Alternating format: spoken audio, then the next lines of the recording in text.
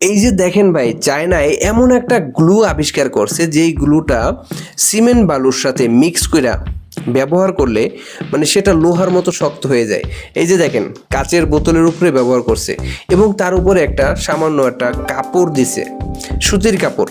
তো এই কাপড়টা দেওয়ার পরে ওই গ্লুটা আবার এই কাপড়ের উপর থেকে আবার পেইন্ট করছে। দেখেন এখন এই যে জিনিসটা শুকানোর পরে ভাই লোহার থেকেও বেশি শক্ত হয়ে গেছে। আপনারা ভিডিওটা দেখেন, মানে এইখানে হাতুড়ি দিয়া বাইরেইবো, হাতুড়ি দিয়া পিটাইবো, তাও এইখান থেকে ভাঙতে পারবো না। অন্য সব জায়গা দিয়ে কাঁচের বোতলগুলা ভেঙে যাবো, বাট এইখান থেকে ভাঙবে না।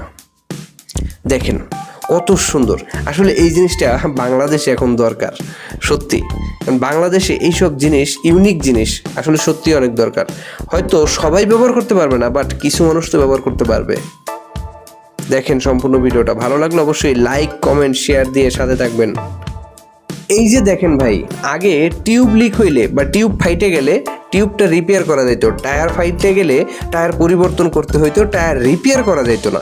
কিন্তু এখন এই সিস্টেমটা বের হওয়ায় ভাই এখন কিন্তু উপকারী হয়েছে। এখন আর টায়ার ফাইটে গেলে সেই টায়ার কিন্তু মানে ফালাইয়া আর দিতে হবে না, রিপেয়ার করে ব্যবহার করা যাবে। দেখেন কত সুন্দরভাবে টায়ারটা রিপেয়ার করতেছে, জাস্ট অসাধারণ।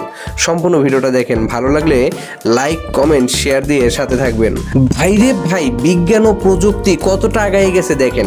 এইখানে এটা কি দেখতে পাচ্ছেন? সামান্য একটা জিনিস, তাই না?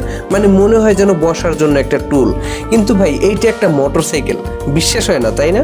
দেখেন আপনি, এই যে একটা একটা করে হ্যান্ডেল আস্তে আস্তে উঠাইতেছে। মানে এই মোটরসাইকেলটা এমন একটা মোটরসাইকেল যেটা হোল্ড করে রাইখা দেওয়া যায়, যেটা লক করে রাখলে কেউ চালানোর মতো ক্ষমতা নাই। জাস্ট অসাধারণ। ভিডিওটা দেখেন, কত সুন্দর একটা মোটরসাইকেল। বাট এইটা কীরকম ছিল? সত্যি বিজ্ঞান আর প্রযুক্তি পৃথিবীটাকে অন্য জায়গায় নিয়ে যাইতেছে, সত্যি অসাধারণ। ভিডিওটি যদি ভালো লাগে শেয়ার করে দেবেন।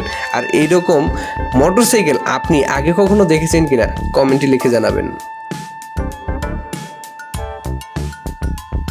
এই যে দেখেন ভাই, এই ভিডিওটা দেখার পরে আমার কিন্তু প্রথমে একদমই বিশ্বাস হয়নি, কিন্তু পরে বিষয়টা যখন সম্পূর্ণ দেখলাম, তারপরে যখন একটু ঘাটাঘাটি করলাম, তারপরে বুঝতে পারলাম যে না, আসলে এটা সত্যি সম্ভব। আপনারা ভিডিওটা দেখেন, এইখানে এই যে হাঁসটা একটা ডিম পারছে, সে ডিমটা কিন্তু পরিপক্ক হয় নাই, মানে ডিমের উপরে খোসাটাই ঠিক মতো হয় নাই, ডিমটা একদম নরম। আর এই যে ভাইকে দেখতে পাচ্ছেন, এই ভাই হচ্ছে একজন বিজ্ঞানী, আর সে বৈজ্ঞানিক হিসাবে এই ডিমটাকে সে তাপ দিবে, এই খোলা ডিমটাকে সে তাপ দেবে এবং সে ডিমটা থেকে বাচ্চা ফোটাবে। এই যে দেখেন, বাচ্চা কিন্তু মোটামুটি চলে আসছে। এই বাচ্চাটা যখন হবে, দেখেন ভাই সম্পূর্ণ ভিডিওটা দেখেন, সত্যি অসাধারণ লাগছে আমার কাছে যে মানে বিজ্ঞান কতটা আগাইয়ে গেছে বই জানেন। দেখেন অসাধারণ ভিডিও, শেয়ার করে দেবেন।